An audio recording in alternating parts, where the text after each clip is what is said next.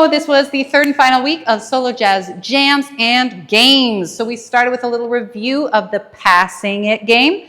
We did 2/8 and 2/8. We did 1/8 and 1/8. And then we got in the laboratory and did 4 counts and 4 counts. We sort of Frankenstein some moves together and workshopped those together.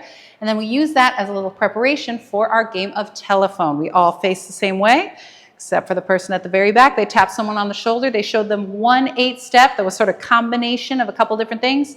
And then we went down the line and showed each person as we went. And things sort of morphed into something else, and a good time was had by all. Then what we did is we got back in our little jams, jams of 4s and 3s, and then we tried to do the same thing, really watch the person that went right before us and steal all 4/8 of their jam. And then we went around, and that was a bit of a game of telephone. And then I said, hey, instead of all 4/8, you can just steal one thing, one element, one step that you liked them doing. And then the final step was taking that and saying, instead of just stealing and copying, I want you to react to one thing that they did. So that could be stealing and copying, or it could be sort of doing the opposite or taking their vibe and doing that sort of thing. And I basically just tricked you into doing a normal jazz jam. And that was it. Bye.